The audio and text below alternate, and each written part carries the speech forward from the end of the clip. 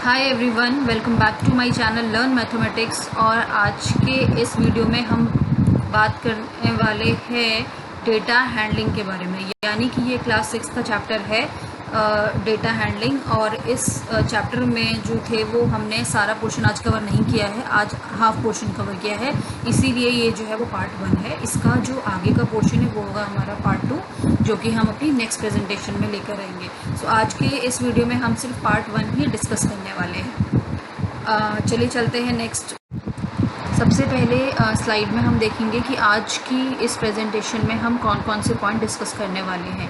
यानी कि आज की स्लाइड में प्रेजेंटेशन में कौन कौन से ये टॉपिक्स जो हैं हम बात करने वाले हैं। तो सबसे पहले हम बात करेंगे रिकॉर्डिंग डेटा, यानी कि डेटा रिकॉर्ड क्या होता है, किस तरीके से करते हैं। सेकंड जो चीज़ है वो है ऑर्गेनाइजेशन ऑफ डेटा, यानी कि डेटा को किस तरीके से ऑर्गेनाइज करते हैं। कोई बहुत बड़ा डेटा होगा तो उसको किस तरीके से ऑर्गेनाइज करेंगे।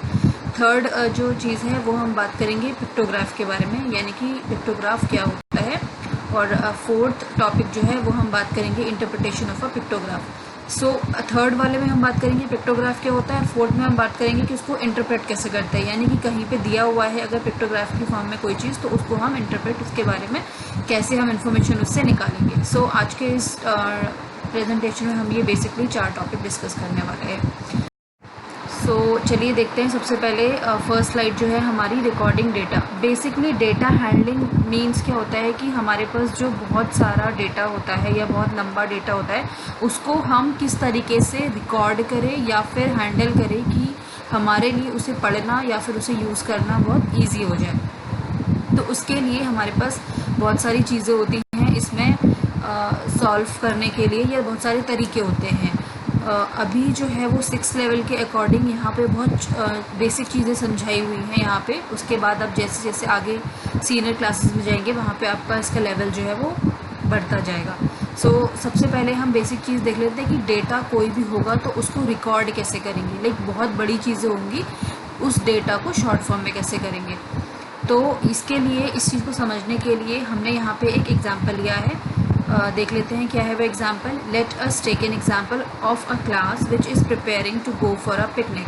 The teacher asked the student to give their choices of fruit out of, किसमें से, banana, apple, orange and guava. Uma is asked to prepare the list. She prepared a list of all the children's and wrote the choice of fruit against each name. The list would help the teacher to distribute fruits according to the choices. Okay, so यहाँ पे क्या बात हो रहा है कि यहाँ पे एक पिकनिक में जाने की बात हो रही है, और वहाँ पे टीचर को ये बोला जाता है कि आप आपकी पिकनिक में जितने भी स्टूडेंट्स हैं उनकी चॉइसेस के अकॉर्डिंग आप जो है वो फ्रूट्स की लिस्ट बना लीजिए। चॉइसेस यानी कि किस बच्चे को कौन सा फ्रूट पसंद है, आप उसके लिस्ट बना लीजिए। अब किसी क्लास में 30 स्टूडेंट होंगे, किसी में 40 स्टूडेंट होंगे, किसी में 50 होंगे, तो ये डेटा जो है वो कुछ भी हो सकता है। यहाँ पे जो हमने लिया है ये कुछ बच्चों का लिया हुआ है डेटा जो कि उनकी क्लास में प्रेजेंट थे। ये 2 लेफ़्ट और राइट फॉर्म में दिया हुआ है कि किस बच्चे को कौन सा फ्रूट पसंद है। और फ्रूट की भी यहाँ पे चॉइसेस दे दी कि बनाना, एप्पल, ऑरेंज और गुआवा, यानी कि इन चारों फ्रूट्स में से ही बच्चों को बताना है कि कौन सा फ्रूट पसंद है, और उनके नेम के आगे हम वो चीज़ लिख देंगे। सो उमा को ये चीज़ बोली गई कि आप ये लिस्ट बनाइए। तो उमा ने क्या किया कि हर चिल्ड्रन का एक लिस्ट बनाई। उसमें सबसे पहले हर चिल्ड्रन का नाम लिखा, लाइक राघव, प्रीति, अमर, फातिमा, इस तरीके से, और भावना, मनोज, डोनाल्ड, मारिया, इस तरीके से उसने जो है वो सारे नेम्स लिखे। फिर उसके बाद उसने क्या किया कि जिस बच्चे की चॉइसेस का जो फ्रूट था उसके नेम के आगे वो चीज़ लिख दी। सो इससे क्या हुआ कि उसको आगे जो थी वो हेल्प मिली। लाइक जब उसको फ्रूट डिस्ट्रीब्यूट करने होंगे तो जस्ट बिकॉज क्योंकि उसके पास वो लिस्ट थी तो वो ईजिली उस बच्चे को वो फ्रूट दे सकती है। लाइक उस टाइम पे इतना ज़्यादा कन्फ्यूजन नहीं रहेगा। So this is called the recording of data. अब डेटा को रिकॉर्ड करने के बहुत सारे तरीके होते हैं। उमा का तरीका ये था कि उसने एक तरीके नाम लिखे, एक तरफ जो थी वो फ्रूट के चॉइसेस लिखे। सो इस तरीके को हम बोलते हैं रिकॉर्डिंग डेटा, और वो तरीके हमारे बहुत सारे हो सकते हैं। सो एक तरीका ये है कि जिससे हमारा काम जो है वो इजी हो जाए। हम उस तरीके से रिकॉर्ड करेंगे डेटा को कि हमें आगे जाके कोई उसमें दिक्कत ना हो। मान लीजिए उस डेटा को हमें बार बार पढ़ने की ज़रूरत पड़ सकती है, या हमारे बाद उस डेटा को कोई और भी पढ़ेगा, तो वो इस फॉर्म में होना चाहिए कि वो ईजिली सबको समझ आ जाए। सो इसी चीज़ को हम बोलते हैं रिकॉर्डिंग डेटा। नेक्स्ट स्लाइड में देखते हैं हम है ऑर्गेनाइजेशन ऑफ डेटा। अब डेटा तो हमने रिकॉर्ड कर लिया, नेक्स्ट चीज़ क्या आती है कि उस डेटा को आप ऑर्गेनाइज कैसे करेंगे। यानी कि कई बार क्या होता है कि चीज़ें मैंने तो अपना लिख दिया, लेकिन हो सकता है कि वो उतना बेटर तरीके से ना हो, किसी और के पास उससे और बेटर तरीका हो डेटा को ऑर्गेनाइज करने का। तो ऑर्गेनाइज करने के डेटा के यहाँ पे बहुत सारे तरीके बताए हुए हैं, अब वो अकॉर्डिंग टू डिफरेंट स्टूडेंट। तो यहाँ पे वो देख लेते हैं कि किस तरीके हो सकता है। Like a teacher wants to know the choice of food of each student as a part of the midday meal program. The teacher assigned the task of collecting this information to Maria. Maria does so using a paper and a pencil. After arranging the choices in a column, she puts again a choice of food 1. यानी कि उसने इस तरीके का एक mark बना दिया वहाँ पे for every student making that choice. यानी कि एक टीचर ने क्या बोला अपने यहाँ पे स्टूडेंट को कि मिड डे मील जो स्कूल में मिलता है, मिड डे मील प्रोग्राम जो होता है, वहाँ पे चॉइसेस ऑफ फूड पूछा गया। चॉइसेस ऑफ फूड यानी कि कितने बच्चे को क्या चीज़ पसंद है। और वहाँ पे चॉइसेस ऑफ फूड जो थी वो 3 तरह की थी। वो 3 तरह के क्या थे, राइस था, चपाती थी, या फिर राइस एंड चपाती। कई बच्चे ऐसे जिनको सिर्फ राइस पसंद होगा, कई ऐसे होंगे जिनको सिर्फ चपाती पसंद होगा, कई ऐसे होंगे जिनको राइस और चपाती दोनों पसंद होंगे। सो मारिया को ये लिस्ट बनाने के लिए बोला गया, तो उसने अपना तरीका क्या चूज़ करा। लाइक टीचर ने अपना तरीका क्या यूज़ करा इससे पहले वाली स्लाइड में, कि उसने एक जगह नाम लिखा और एक जगह उनके सामने चॉइसेस लिखी। मारिया ने क्या अपना तरीका चॉइस करा, उसको और शॉर्ट फॉर्म करने का। वो बड़ा तरीका था ना, उसमें लाइक बहुत ज़्यादा बड़ा टेबल बनना था, बट मारिया ने अपना माइंड यूज़ करते हुए उसने क्या किया, उसको शॉर्ट फॉर्म में किया। वहाँ पे क्या किया उसने, एक साइड जो थी वो 3 चॉइसेस लिखी, ठीक है, और जहाँ पे नंबर ऑफ स्टूडेंट थे उसको 1 इस तरीके से एक एक मार्क से बढ़ाते हुए स्टूडेंट को जोड़ती गई। जिस स्टूडेंट ने जैसे जैसे बोला उसको आगे बढ़ाती गई। लाइक जैसे यहाँ पे था राइस ओनली। अब उसने अपनी क्लास में बच्चों से पूछा होगा राइस कितने बच्चों को पसंद है, लाइक एक बच्चे को पसंद है तो उसने यहाँ पे 1 मार्क लिख दिया। फिर सेकंड बच्चे ने बोला होगा उसे भी पसंद है तो यहाँ पे 2nd मार्क आ गया। फिर थर्ड को पसंद आया 3rd मार्क, फोर्थ को पसंद आया 4th मार्क। तो इस तरीके से वो कॉन्टिन्यूसली सबके सामने एक एक जो था वो लाइन या इस तरीके से मार्क जो है वो बनाती गई, ठीक है। फिर उसके बाद सेम चीज़ चपाती में आई। चपाती जिन लोगों को पसंद थी उनके सेम ने भी सेम मार्क करती गई, और जिनको दोनों पसंद थे बोथ राइस एंड चपाती, वहाँ पे भी इस तरीके से नाम लिखती गई। तो यहाँ पे क्या हुआ कि हमने डेटा को ऑर्गेनाइज किया। यानी कि जो डेटा अब मैं अगर इसी डेटा को टेबल की फॉर्म में लिखती तो ये शायद बहुत बड़ा होता, क्योंकि मेरी क्लास में यहाँ पे बहुत सारे बच्चे हैं, तो उन बच्चों की नेम लिखती मैं, फिर उसके आगे लिखती इसे सिर्फ राइस पसंद है, इसे सिर्फ चपाती पसंद है, इसे राइस और चपाती दोनों पसंद है। सो मेरा टेबल शायद बहुत लंबा बनता। तो ये एक तरीका था डेटा को ऑर्गेनाइज करने का अकॉर्डिंग टू मारिया। नेक्स्ट हम देखते हैं Umesh. After seeing the table suggested a better method to count the students.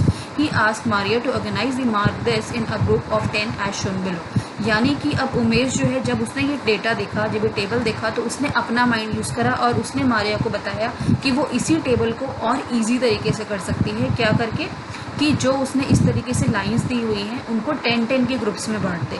तो इससे क्या होगा, जो बाद में जो भी पढ़ेगा उस डेटा को उसको ईजी हो जाएगा। उसको अगर 10 के ग्रुप में होगा तो उसको बार बार काउंट करने की ज़रूरत नहीं पड़ेगी। लाइक इससे पहले मारिया वाला जो टेबल है यहाँ पे हमें काउंट करनी पड़ेगी जितनी बार मैं इस टेबल को देखूंगी कि यहाँ पे कितनी लाइन्स है, 1 2 3 4 5 6 7 8 9 10 11 12। सो इस तरीके से हमको वैल्यूज़ काउंट करनी पड़ेगी और बहुत ध्यान से, सो दैट की गलती ना हो। लेकिन अगर मैंने जब मैं डेटा बना रही मैं उसी टाइम पे 10-10 के ग्रुप्स में बना दूंगी तो मेरे लिए शायद बहुत ईजी हो जाएगा। कैसे इजी होगा वो हम देख लेते हैं नेक्स्ट टेबल में।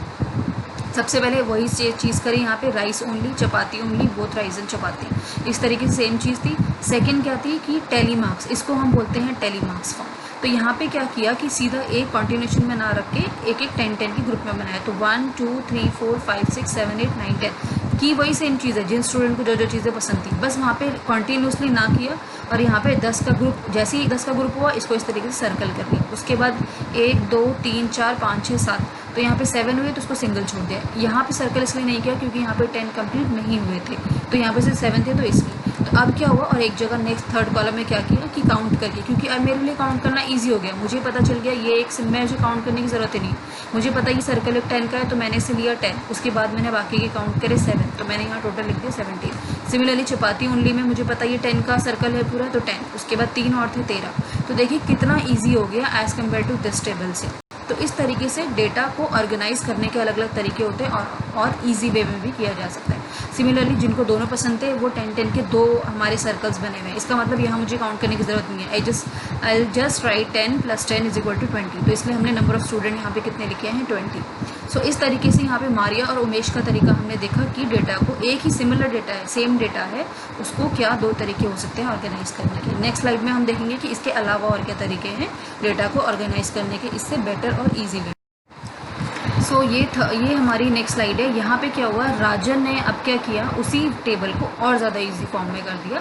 क्या किया है देख लेते हैं। Rajan made it simpler by asking her to make group of 5 instead of 10 as shown below. So यहाँ पे सेम वही चीज़ की, राइस चपाती, यहाँ पे कॉलम सेम बना। अब यहाँ पे क्या किया, वहाँ पे 10-10 के ग्रुप्स थे। ओके, यहाँ पे उसने क्या किया, और सिंपल करने के लिए कि 10-10 की काउंटिंग हो सकता है बहुत बड़ी हो जाएगी, और शॉर्ट फॉर्म में करने के लिए 5 की काउंटिंग कर दी, यानी कि 5-5 के ग्रुप्स बना दिए, 10 के ना बना के। तो 1 2 3 4 5 जैसे हुए एक सर्कल, 1 2 3 4 5 जैसे हुए एक सर्कल। सो वहाँ पे कितने थे, 17। तो 17 के अकॉर्डिंग कितने बनेंगे 5-5 के ग्रुप, 5 10 15, तो 3 ग्रुप बन गए। उसके अलावा कितने बचे, 2, तो इसलिए 2 यहाँ पे सिंगल लाइन से। तो 5-5 के ग्रुप्स बनाए। यहाँ पर भी मेरे लिए काउंट करना इजी है। मान लीजिए मेरे पास ये नंबर ऑफ स्टूडेंट नहीं लिखे हुए, तो भी मैं यहाँ पे सिर्फ इसको देखकर बता सकती हूँ कि 5 10 15 16 17 लिख दिए। यहाँ पे 5 10 13 लिख दिए। यहाँ पे 4 ग्रुप है, तो 5 10 15 20, तो यहाँ पे हमने लिख दिया 20। सो यहाँ मुझे कोई काउंट करने की ज़रूरत नहीं पड़ी, कोई मेरा टाइम वेस्ट नहीं हुआ, कोई मुझे ज़्यादा मेहनत नहीं करनी पड़ी। मैं सिर्फ ईजी वे में, वहाँ पे 10-10 का था, यहाँ पे इसको और छोटा कर दिया ताकि हमारे लिए कैलकुलेट करने के लिए और ज़्यादा ईजी हो जाए। तो इस तरीके से उसने क्या किया कि राजन ने और ईजी वे में कर दिया। अब टीचर जो थी उन्होंने क्या किया, अब इन सारे बच्चों को छोड़ के टीचर ने एक नया एक तरीका बताया इसको और ईजी करने का, कि 5th मार्क जो होगा, लाइक अभी तक तो क्या होता, 10 का जो ग्रुप बन रहा था उसके बाद हम सर्कल कर रहे थे। फिर उसने क्या किया नेक्स्ट वाले ने, कि उसने 5-5 के ग्रुप में बनाए, तो 5 लाइन्स खींची यहाँ पे और उसके बाद सर्कल बना दिया। अब टीचर ने अपना क्या सजेशन दिया कि 5 मार्क्स की जगह जो है वो हम एक जो है लाइन यूज़ ना करके या वो सिंबल यूज़ ना करके उसको इस तरीके से क्रॉस कर देंगे, यानी कि 1 2 3 4 4 लाइनें लिखेंगे। जैसे ही 5वीं लाइन आएगी हमारी, या 5वां स्टूडेंट आएगा, या 5वां जो भी कैटेगरी होगी हमारी वो आएगी, उसके बाद हम 5th वाले को ऐसे क्रॉस कर देंगे। सो ये और शॉर्ट बन जाएगा, यानी कि मेरे को और कम स्पेस की ज़रूरत पड़ेगी यहाँ पे, ना मुझे सर्कल करना पड़ेगा, ना मुझे एक और एक्स्ट्रा लाइन के लिए जगह की ज़रूरत पड़ेगी। मैंने क्या किया, सिर्फ 4 लाइन करी और उसके बाद एक इस तरीके से लाइन क्रॉस कर दी। So these are called tally marks, इसको हम बोलते हैं टैली मार्क्स। तो अब जैसे मान लीजिए मुझे अगर करना है 7, सो 7 किस तरीके से लिखेंगे हम, 1 2 3 4 4, और 5th में हमने क्या कर दिया, 5th वाली लाइन से कट कर दिया, और उसके बाद 2 अलग से लिख दिए 6 7। तो यहाँ पे यही लिखा हुआ है, does this shows the count of 5 + 2 that is 7। सो ये कितना शो करेगा मुझे, 1 2 3 4 5 क्रॉस 6 7 8 9 फिर क्रॉस 10, तो शो 5 + 5, यानी कि 5 ये हो गया, 5 ये हो गया, यानी कि टोटल ये मुझे शो कर रहा है यहाँ पे 10 विद दिस।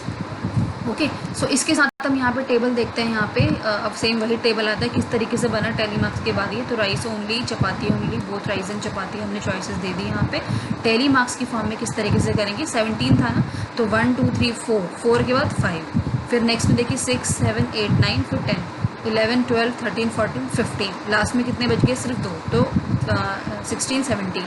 अब जब तक कि ये 5 नहीं होंगे तब तक इस तरीके से कट नहीं होगा, तब तक ये सिंगल ही चलता रहेगा, यानी कि 4 जब तक लाइन रहेंगी 4 तक सिंगल रहेगा, उसके बाद जैसे ही 5 होगा ये क्रॉस हो जाएगा इस तरीके से। तो चपाती में कितने थे यहाँ पे, और 13 थे पहले हमारे टेबल पे, तो 13 को हम 5 मैंने इस तरीके से रिप्रेजेंट करे, फिर 5 मैंने इस तरीके से करे, और 3 मेरे ही बच गए, तो टोटल कितने हो गए 13। बोथ राइस एंड चपाती कितना हुआ हमारा, 5 + 5 + 5 + 5, यानी कि टोटल हो गए 20। तो यहाँ पे मेरे को और इजी हो गया और कम डेटा। तो ये हमने 4 तरीके देखे एक सेम डेटा को ऑर्गेनाइज करने के लिए, यहाँ पे 4 तरीके बताए हुए।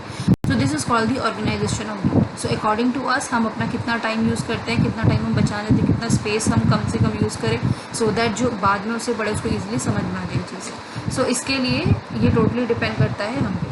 सो ये जो तरीके थे वो थे ऑर्गेनाइजेशन ऑफ डेटा, यानी कि डेटा को किस तरीके से ऑर्गेनाइज करते हैं। चलिए चलते हैं नेक्स्ट स्लाइड पे। यहाँ पे हम आज बात करेंगे पिक्टोग्राफ के बारे में, यानी कि पिक्टोग्राफ क्या होता है। अब as the name suggested itself, pictograph यानी कि पिक्चर से मिलकर बनाया, ये ग्राफ मतलब पिक्चर का ग्राफ, यानी कि पिक्टोग्राफ क्या होता है डेफिनेशन से देख लेते हैं। A pictograph represent data through pictures of object, it helps answer the question on the data at a glance. यानी कि पिक्टोग्राफ जो होता है वो क्या करेगा, डेटा को, अभी तक हम डेटा को रिप्रेजेंट किस फॉर्म में कर रहे थे, टैली मार्क्स के फॉर्म में कर रहे थे, या फिर मैंने नेम्स लिख दिए उसके फॉर्म में। अब यहाँ पे जो है वो तरीका होता है कि डेटा को हम पिक्चर्स की फॉर्म में रिप्रेजेंट करेंगे, इसीलिए इसे पिक्टोग्राफ बोला जाता है। जैसे यहाँ पे हम एग्जांपल देख लेते हैं, लाइक यहाँ पे फेवरेट फ्रूट वाला जो हमने सबसे पहले एक एग्जांपल देखा था वो भी कुछ इसी तरीके का था कि कौन से बच्चे को कौन सा फ्रूट पसंद है। ठीक है, सो यहाँ पे मैंने क्या किया कि पिक्चर्स की फॉर्म में, लाइक मैंने देखा एप्पल, तो मैंने यहाँ एप्पल की पिक्चर बना दी। उसके बाद अब एप्पल कितने लोगों को पसंद है उसके लिए हमने क्या किया, यहाँ पे स्माइलीज बना दी, यानी कि फेस बना दी कि इतने बच्चों को पिक्चर्स की फॉर्म में रिप्रेजेंट कर दी। तो यहाँ पे कितने बच्चे, 1 2 3 4 5 6 7 8 9 10, यानी कि 10 बच्चों को एप्पल पसंद है। सेकेंड चीज़ जो है वो हमने नेक्स्ट फ्रूट ले लिया, फिर हमने थर्ड फ्रूट ले लिया, फिर हमने फोर्थ फ्रूट, ग्रेप्स बनाना, इस तरीके से हमने फ्रूट ले लिए कि ये कितने को पसंद है। इस तरीके से यहाँ पे देखो हमने यहाँ पे नीचे शो भी करा है कि एक वोट किसके बराबर है, एक स्माइली के बराबर, यानी कि यहाँ पे 10 स्माइली है यानी कि 10 वोट है। यहाँ पे हमारी 1 2 3 4 5 6 7 स्माइलीज है, 7 वोट्स मिले, यानी कि 7 बच्चों को ये फ्रूट पसंद है। नेक्स्ट में 2 बच्चों को ग्रेप्स पसंद है। उसके बाद यहाँ पे 6 स्टूडेंट्स को बनाना पसंद है। तो हम नीचे इन पिक्टोग्राफ में हमें लेकिन ज़रूर ये रिप्रेजेंट करना पड़ेगा कि जो हम फ्रूट्स से रिप्रेजेंट कर रहे हैं या वोट्स से रिप्रेजेंट कर रहे हैं वो हमारा किस चीज़ को रिप्रेजेंट कर रहा है। जैसे हमने यहाँ पे समझाया हुआ है कि एक स्माइली जो है वो एक वोट को रिप्रेजेंट कर रही है। सिमिलरली यहाँ पे नेक्स्ट एक और एग्जांपल है एप्पल सोल्ड, यानी कि कितने एप्पल आपके बिके। जनवरी में एक एप्पल का यहाँ पे बना हुआ है, यानी कि अब यहाँ पे भी समझाया हुआ है कि एप्पल जो है वो आपका इस तरीके से। ठीक है, अब यहाँ पे फरवरी में आपके कितने एप्पल सोल्ड हुए, 1 2 3 4। ठीक है, मार्च में यहाँ पे कितने हुए, 1 2 3। तो फुल एप्पल और हाफ एप्पल बताया हुआ है यहाँ पे। फुल एप्पल मतलब यहाँ पे क्या हुआ कि पूरा मतलब इस तरीके से, और हाफ जो है यहाँ पे उसको अलग से कुछ डेटा रिप्रेजेंट किया गया। अप्रैल में कितना हुआ यहाँ पे 2। यहाँ पे भी इसको कुछ रिप्रेजेंट करने का तरीका जो है वो दिया हुआ है। इस तरीके से हम पिक्चर्स की फॉर्म में जहाँ पे भी रिप्रेजेंट करते हैं वो हम बोलते हैं पिक्टोग्राफ। इस स्लाइड में हम देखेंगे इंटरप्रिटेशन ऑफ पिक्टोग्राफ, यानी कि अभी तक हमने ये देखा कि पिक्टोग्राफ को हम बनाते कैसे, अब हम इंटरप्रेट कैसे करेंगे, यानी कि पिक्टोग्राफ कहीं पे बना हुआ है, मुझे उसको देख के उसके आंसर्स निकालने हैं, वो तो हम कैसे करेंगे। उसके लिए हमने यहाँ पे एक एग्जाम्पल लिया हुआ है, देख लेते हैं क्या है। The following pictograph shows the number of absentee in a class of 30 student during the previous week, यानी कि पिक्टोग्राफ बनाया हुआ है यहाँ पे, और यहाँ पे ये दिया हुआ है कि ये 30 स्टूडेंट, एक क्लास है वहाँ पे 30 स्टूडेंट है, वहाँ पे कितने बच्चे एब्सेंट थे किस किस दिन, वो आपको पिक्चर्स की फॉर्म में यहाँ पे दिखा दिए गए। और अब आपको इसको देखने के बाद आंसर्स, कुछ क्वेश्चन दिए हुए नीचे, उनके आंसर्स निकालने हैं इस पिक्टोग्राफ को देख के। तो पिक्टोग्राफ को एक बार देख लेते हैं। यहाँ पे डेज दिए हुए Monday, Tuesday, Wednesday, Thursday, Friday, Saturday, फिर यहाँ पे नंबर ऑफ एब्सेंटी यहाँ पे देखिए पिक्चर्स की फॉर्म में दिखा दी। अब ये मुझे कैसे समझ में आएगा, व्हाट इज दिस, तो इसके लिए मुझे कहीं कुछ समझाना पड़ेगा। तो यहाँ पे कॉर्नर पे समझाया हुआ है कि ये जो फेस बना हुआ है ये एक एब्सेंटी के बराबर है। ठीक है, तो एक फेस है तो एक एब्सेंटी, 2 फेस है तो 2 एब्सेंटी। तो इस तरीके से ये आपको ज़रूर रिप्रेजेंट करना पड़ेगा अगर आप पिक्टोग्राफ बना रहे हैं कि जो आप शो कर रहे हैं वहाँ पे वो क्या रिप्रेजेंट कर रहा है। मंडे को यहाँ पे कितने फेसेस बने हुए हैं, 1 2 3 4 5, यानी कि मंडे को कितने बच्चे एब्सेंट थे, 5। यहाँ पर लिखा हुआ है नंबर ऑफ एब्सेंटी, तो यानी कि मंडे को 5 एब्सेंट बच्चे थे। ट्यूसडे को कितने थे, 1 2 3 4 बच्चे एब्सेंट थे। वेडनेसडे को 2 स्टूडेंट एब्सेंट थे। थर्सडे को खाली बना हुआ है, यानी कि कोई भी बच्चा एब्सेंट नहीं था, पूरी क्लास प्रेजेंट थी। फ्राइडे को 1 बच्चा एब्सेंट था, और सैटरडे को 1 2 3 4 5 6 7 8, यानी कि 8 बच्चे सैटरडे को एब्सेंट थे। आई होप कि ये पिक्टोग्राफ सारे बच्चों को क्लियर हो गया होगा। अब हम इसी पिक्टोग्राफ की हेल्प से निकालेंगे आंसर्स। सबसे पहला क्वेश्चन क्या है, on which day were the maximum number of student absent. अब हमसे पहला क्वेश्चन पूछा गया है कि कौन से दिन में, इस पिक्टोग्राफ को देख के हमको बताना है कि कौन से दिन में सबसे ज़्यादा बच्चे जो थे वो एब्सेंट थे। क्योंकि मुझे वैल्यूज़ पता है कि एक फेस का मतलब एक एब्सेंट है, तो मैं यहाँ पे काउंट करके इसलिए निकाल सकती हूँ। तो सबसे ज़्यादा मुझे फेसेस कहाँ दिख रहे हैं, सैटरडे को, तो इसीलिए इसका आंसर है सैटरडे को, क्योंकि सैटरडे को यहाँ पे 1 2 3 4 5 6 7 8 बच्चे एब्सेंट थे, जो कि सबसे ज़्यादा है पूरे वीक में।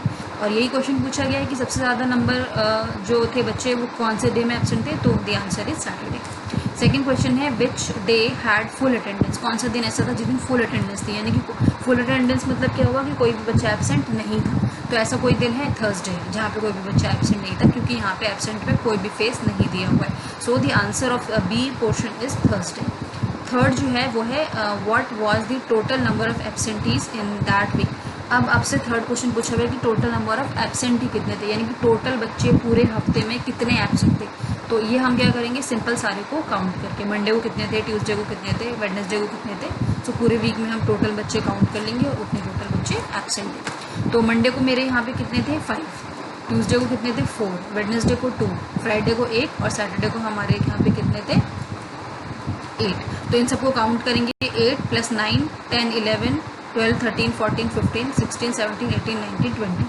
तो यानी कि पूरे हफ्ते में कितने बच्चे एब्सेंट थे 20, 30 में से 20 बच्चे। So what was the total number of absentee in that week, जो कि हमारा आंसर आएगा 20। तो इस तरीके से हम बोलते हैं इंटरप्रिटेशन ऑफ पिक्टोग्राफ, यानी कि पिक्टोग्राफ हमें दिया हुआ बना के उसको इंटरप्रेट करके हमने क्वेश्चंस के आंसर दिए। सो आई होप क्लियर हो गया होगा कि पिक्टोग्राफ क्या है। सो आज के इस वीडियो में इतना ही है, जहाँ पे हमने जाना कि आपका डेटा हैंडलिंग क्या होता है, डेटा को किस तरीके से हम ऑर्गेनाइज करते हैं, कितने तरीके होते हैं। उसके बाद हमने पढ़ा कि पिक्टोग्राफ क्या होता है, एंड देन एट लास्ट हमने पढ़ा कि पिक्टोग्राफ की रिप्रेजेंटेशन क्या होती है। सो इस तरीके से ये हमारा टॉपिक जो था, इसका पार्ट 1 यहीं पे फिनिश हुआ। इसके बाद कुछ और टॉपिक्स इस चैप्टर के भी रह गए हैं, जो कि हम डिस्कस करेंगे अपनी नेक्स्ट प्रेजेंटेशन में। अगर कोई भी किसी को कोई भी डाउट है तो नीचे कमेंट सेक्शन में ज़रूर लिख के बताइए कि आपको क्या डाउट है, उसे पूरी तरीके से सॉल्व किया जाएगा। और अगर आपको वीडियो अच्छी लगी तो वीडियो को लाइक ज़रूर करिए, अपने फ्रेंड के साथ शेयर ज़रूर करिए, और चैनल सब्सक्राइब नहीं किया तो चैनल को सब्सक्राइब भी करिए। मिलते हैं अपने नेक्स्ट वीडियो में। Till then bye bye, thank you for watching.